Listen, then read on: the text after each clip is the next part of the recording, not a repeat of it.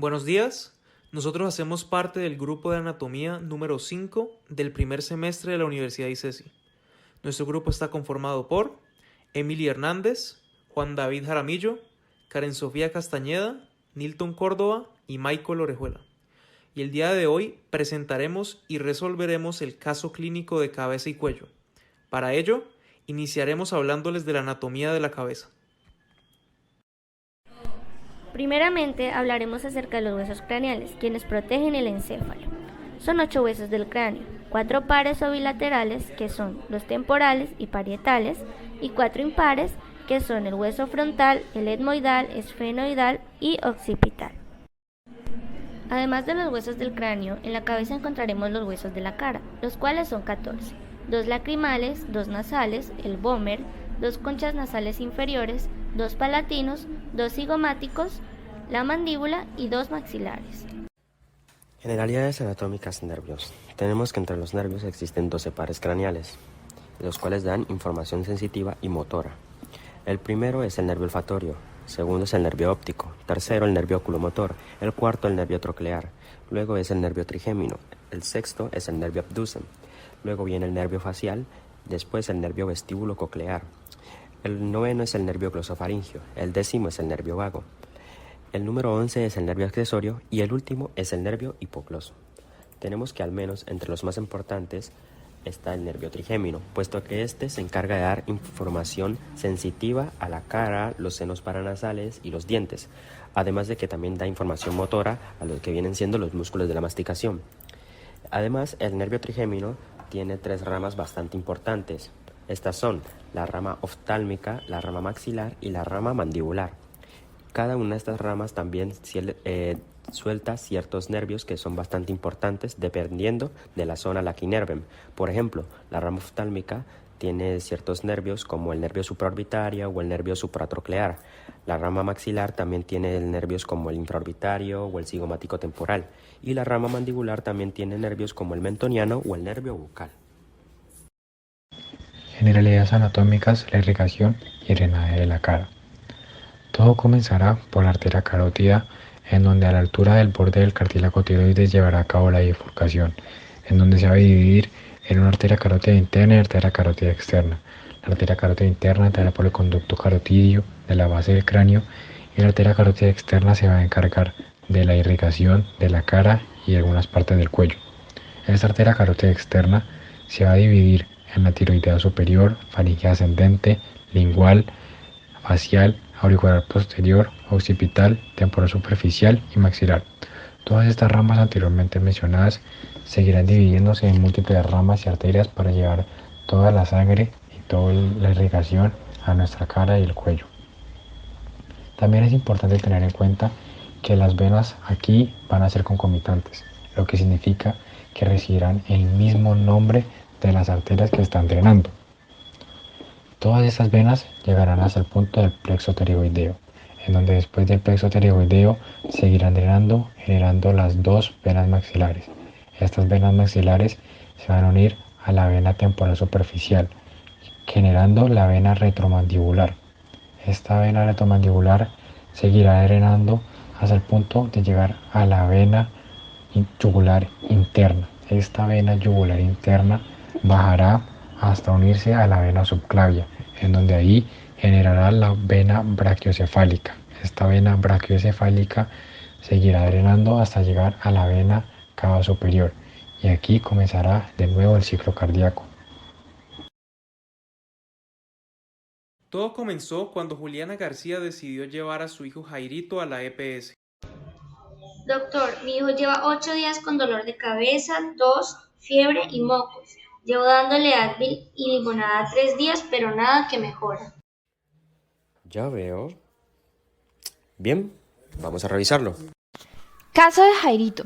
Tenemos que Jairito es un niño de 7 años que ingresa febril con edema palpebral, que es la acumulación anormal de líquido en los tejidos de la superficie interna del párpado.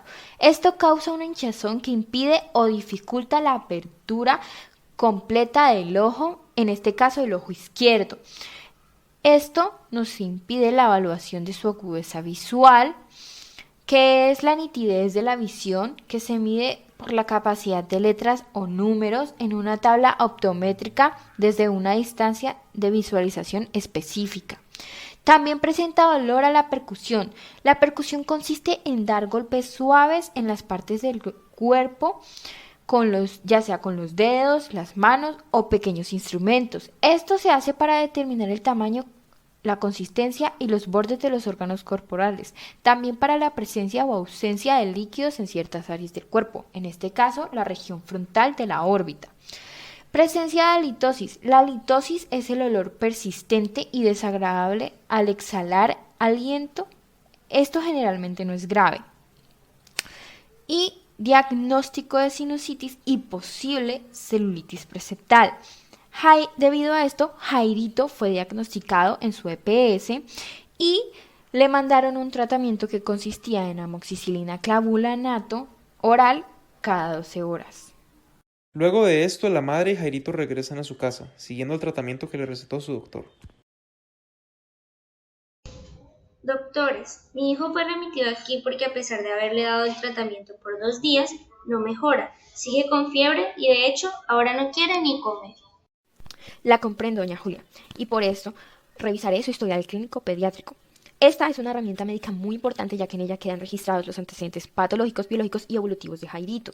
En este caso es importante porque nos ayuda en la búsqueda de patologías, lo que nos ayudará a definir un diagnóstico con posibles tratamientos. Puede observar que sus perinatales, esto es algo que afecta al bebé en el periodo inmediatamente anterior o posterior de su nacimiento. Tenemos que la edad, habla usted de iniciar el embarazo, fue de 18 años. En los controles prenatales, esto es un conjunto de actividades sanitarias que recibe la madre, en este caso usted, durante la gestación. Esto se realiza con el fin de asegurar un embarazo saludable. El número de ecografías obtenidas son 3. Este es un método médico usado para determinar la presencia del embarazo y conocer la condición del embrión o el feto. Los hallazgos que tenemos aquí son hallazgos sin importancias. Enfermedades durante la gestación, ninguna. Complicaciones del embarazo, ninguna. Complicaciones en el parto, ninguna. El consumo de medicamentos durante el embarazo, lo normal, el calcio, el ácido fólico, el hierro. Semanas de gestación al momento del nacimiento, 39 semanas. Característica del parto vaginal 1, cesárea 0, G1, P1, A0 y C0. Esto quiere decir que se ha tenido un embarazo que fue parto. G significa el número de embarazos en total, en este caso 1. P es de parto, en este caso 1. A es el número de abortos, 0, o sea 0 abortos. C es el número de cesáreas, 0. El consumo de tóxicos durante el embarazo, el cigarrillo ocasional durante el primer mes, ante esto no se afectó en nada. Patológicos, no, ninguno. Quirúrgicos tampoco, alérgicos tampoco, transfusionales tampoco, hospitalizaciones previas tampoco, traumáticos ninguno. Inmunizaciones, esto se refiere a las de las infancias, doña Julia. Los farmacológicos, el Advil y la amoxicilina clavulanato, esto se lo diagnosticaron en la EPS. Antecedentes familiares, madre gastritis, padre, usted no sabe, abuelos maternos diabéticos y abuelos paternos desconocidos. Ante esto, doña Julia, hemos decidido realizar una serie de exámenes para evaluar más a fondo la situación. En este caso, encontramos que la anamnesis es la recopilación de datos en la historia clínica de un paciente para poder realizar un diagnóstico y determinar el tratamiento adecuado. Esto se comprende de procedimientos y preguntas muy específicas sobre los datos personales del paciente, el motivo principal de la consulta, antecedentes personales familiares y revisión por sistema exploración física. Esto es importante ya que nos brinda información suficiente para determinar el motivo de una consulta, evolución y localización del problema para dar un diagnóstico y tratamiento correctos, porque posiblemente sin dicha información los síntomas más obvios no serían lo suficientes para llegar a las conclusiones acertadas sobre este caso. Espero que haya quedado claro, doña Julia. Esperamos una pronta respuesta y haremos todo lo que esté en nuestras manos para ayudar a Jairito. Jairito, haré tu examen físico. Mira, tú luces febril, álgido, con mucho dolor. También tienes un edema palpebral en el ojo izquierdo, lo que puede significar que la superficie interna de tu párpado está siendo afectada. A la vez, presentas una limitación a la apertura ocular, lo que también puede indicar de que tu músculo elevador del párpado superior está viéndose afectado, y a la vez eso permite de que no podamos evaluar tu agudeza visual, lo que significaría que no podemos determinar qué también estás viendo. También presentas un dolor en la percusión de la región frontal, lo que puede significar que tu nervio supraorbitario está siendo afectado. Tienes una fuerte halitosis en la cavidad oral, tienes un olor muy persistente y fuerte. A la vez, tienes dolores modelados cuando mueves los ojos a los movimientos oculares, lo que podría significar que tus músculos están siendo afectados. En el momento de evaluar tu cavidad nasal, podemos observar que tienes una mucosa nasal congestiva, o sea que la membrana mucosa que cubre tu tejido en ese caso está haciendo demasiado. También podemos evaluar de que tienes una rinorrea escasa, o sea que ya tienes una excreción poca de moco por la nariz. Presentas una descarga posterior con secreción verdosa, lo que significa que tienes un goteo en la parte postnasal, presentando una acumulación de moco en la garganta o en la parte posterior de tu nariz.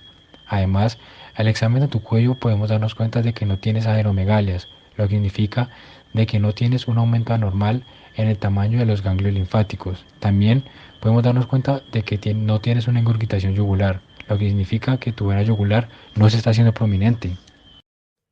Músculos de la cara. En nuestra cara se encuentran varios músculos, algunos de ellos como son el músculo occipitofrontal, el músculo temporoparietal, el músculo auricular anterior, superior y posterior.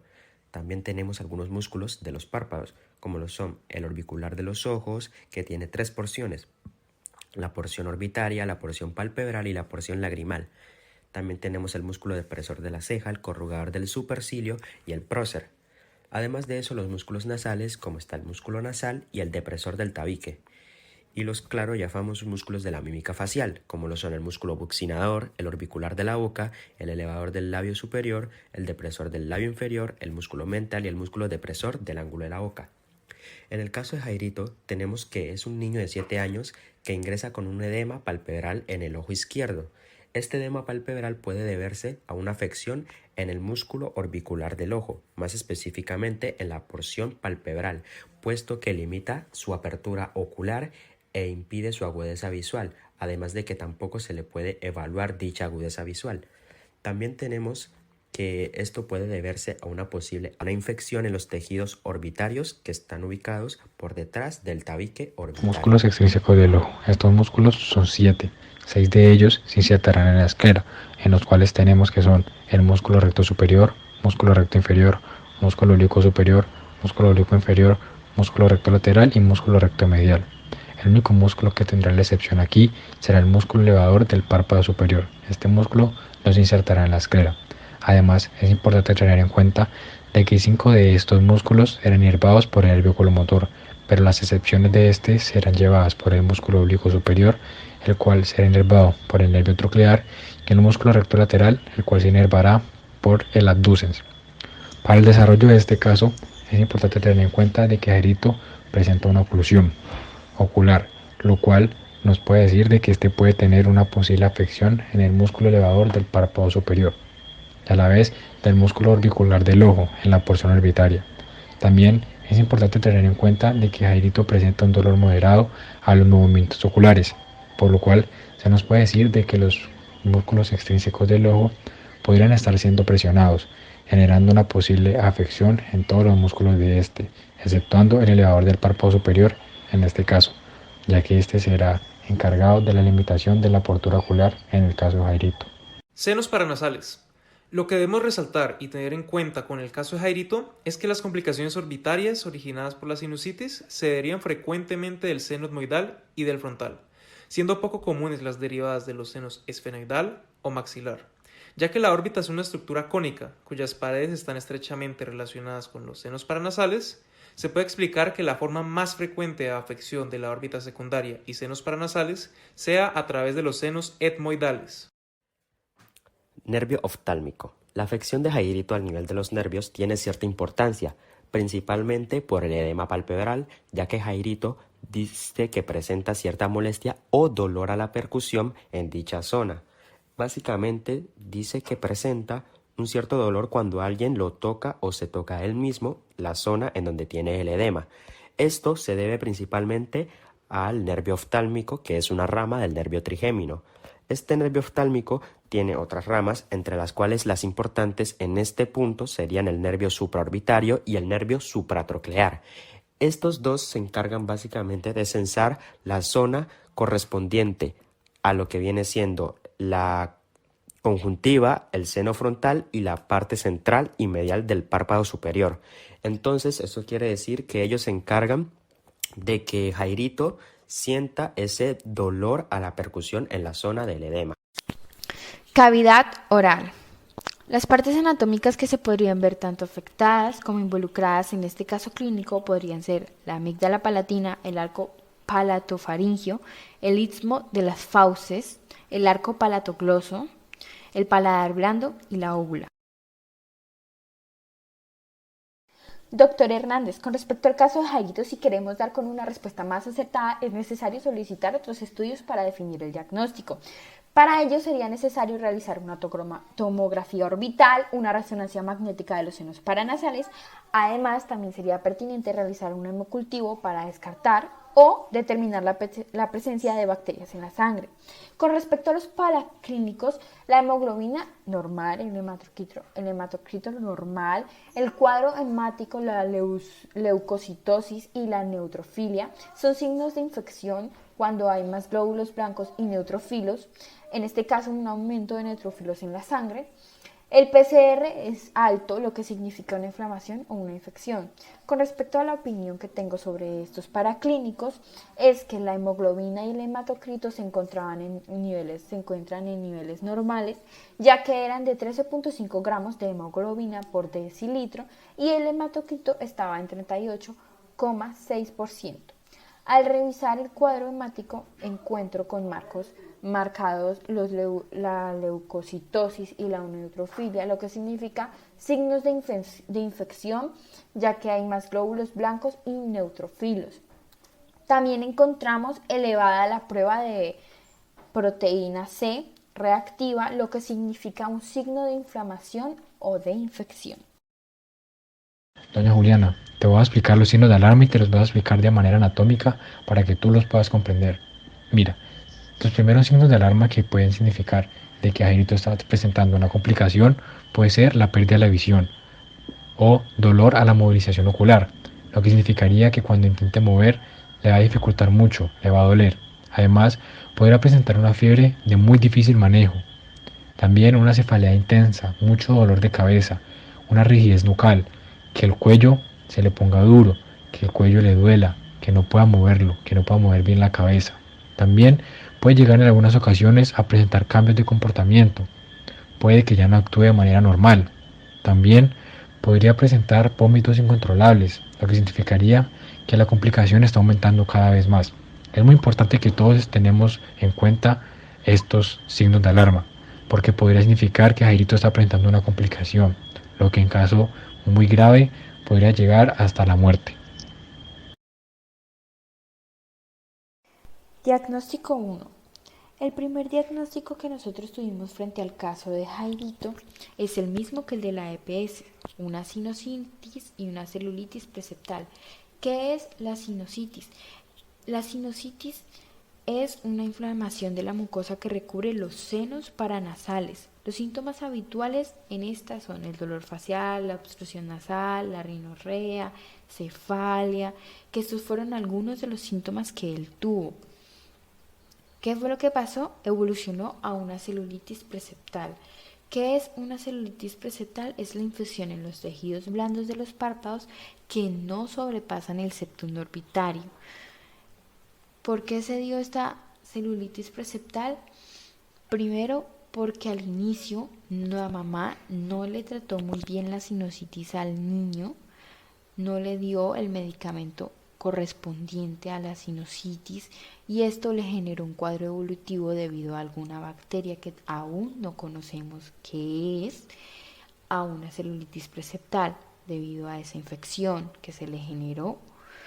Cuando a él le mandaron el tratamiento en la EPS, en este caso la amoxicilina clavulanato oral, que es el tratamiento adecuado para este diagnóstico, es probable que no haya habido una mejora debido a que de igual forma la mamá no esperó lo suficiente para que el medicamento o el tratamiento le hiciera el efecto que se es necesario en estos casos.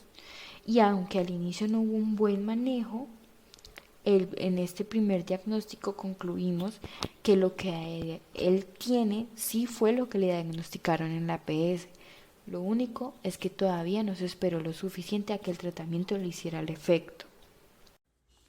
Nuestro segundo diagnóstico con respecto al caso de Jairito es que pudo haber sido una posible reacción alérgica al medicamento y un angioedema.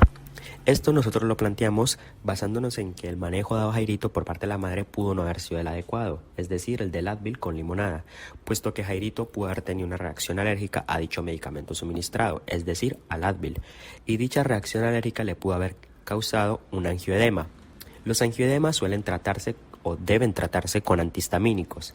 Entonces, al momento de que la madre llevase a Jairito a la EPS para que lo trataran o le dieran cierto tratamiento, entonces el médico pudo haber, en el momento del diagnóstico, haber confundido lo que viene siendo el angioedema con una celulitis preseptal. Entonces, en ese momento le envió el tratamiento a la madre, recetándole antibióticos pensando que era una celulitis preseptal. Pero al ser un angioedema, entonces se explicaría por qué los antibióticos no surtieron efecto, puesto que el angioedema se trata con antihistamínicos. Y por eso la madre, a pesar de que llevó a cabo el tratamiento al pie de la letra, no vio efectos positivos en Jairito. El tercer diagnóstico al que llegamos es el de una celulitis orbitaria, complicación que se derivó de una sinusitis. Las complicaciones de la sinusitis pueden afectar a las estructuras del propio seno, al hueso, tejidos blandos adyacentes, a las estructuras orbitarias o afectar estructuras del interior de la cavidad craneal.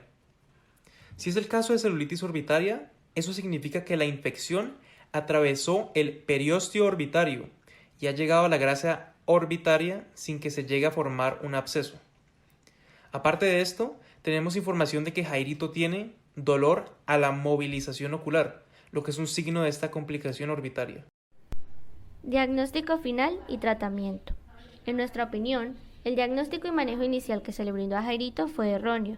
Esto debido a que le fue diagnosticada una celulitis preseptal cuando de hecho los síntomas que el niño presenta concuerdan más exactamente con una celulitis orbitaria. Como diagnóstico final, determinamos que lo que presenta Jairito se trata de una celulitis orbitaria. Y llegamos a esta determinación debido a que el diagnóstico de la celulitis preseptal se basa meramente en lo clínico, tal como se dio en el caso de Jairito. Sin embargo, siempre que exista la sospecha de una celulitis orbitaria, es necesario realizar pruebas de imagen, ya que las celulitis orbitarias pueden presentar complicaciones intracraneales y o abscesos subperiósticos. Estos deben ser correctamente descartados para así además saber cuál es el origen de la celulitis y determinar el tratamiento a seguir. Como bien sabemos, en este aspecto fundamental no fue tenido en cuenta en el caso de Jairito. Estas pruebas de imagen de las que hablamos son la tomografía computarizada de órbita con contraste para detectar o descartar tromboflebitis del seno cavernoso, un absceso cerebral u orbitario, y la resonancia magnética, si se sospecha de la afectación intracraneal. El tratamiento se dictaminará dependiendo del avance o las complicaciones que presente la celulitis orbitaria al momento de ser detectada. Regularmente, la celulitis orbitaria debe ser tratada con antibióticos en dosis para meningitis, esto es, desde 50 hasta 100 miligramos intravenosamente cada 12 horas. Si existe una sinusitis como en este caso, puede optarse por una cefalosporina de segunda o tercera generación, como cefotaximina en dosis de 50 miligramos cada 6 horas, en niños menores de 12 años durante 14 días. Si la celulitis se asocia a traumatismos o cuerpos extraños, el tratamiento debe cubrir las bacterias gram positivas, esto con vancomicina de 1 gramo cada 12 horas. Y esto debe prolongarse durante 7 o 10 días o hasta que haya la mejoría clínica. En caso de que las imágenes muestren abscesos superiósticos grandes u orbitarios, en particular en el techo de la órbita, o que la infección no responda a los antibióticos, está indicada la cirugía para descomprimir la órbita, drenar el absceso, abrir los senos infectados o una combinación de todos estos procedimientos. Conclusiones. La primera conclusión, podemos obtener que los exámenes adicionales son muy fundamentales para poder llegar a descartar si de pronto alguna estructura está siendo tal vez afectada o nos puede ayudar a llegar a un diagnóstico.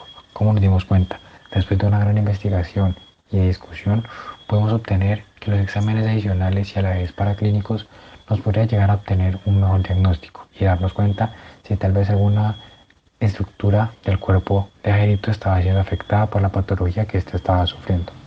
Como segunda conclusión, podemos obtener de que no debemos de sacar conclusiones apresuradas sobre la eficacia de un tratamiento, ya que, como en la hipótesis que habíamos mencionado anteriormente, tuvimos muchas más hipótesis en donde nos dimos cuenta que simplemente por pensar que sabíamos, en realidad no sabíamos nada.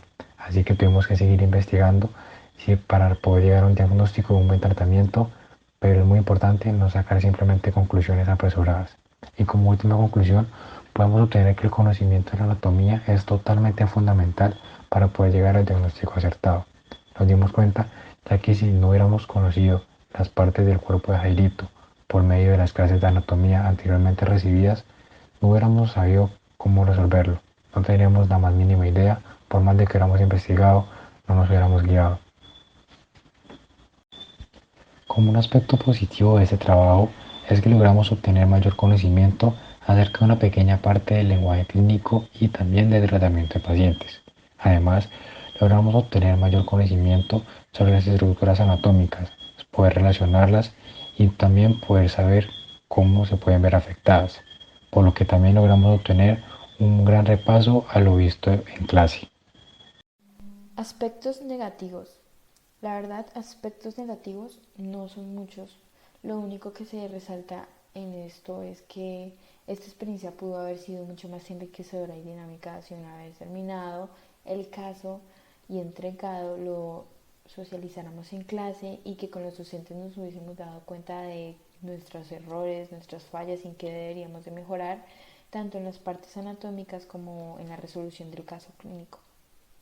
De resto, fue una gran experiencia y pudimos aprender mucho y nos ayudó mucho tanto en las partes anatómicas como en la resolución del caso.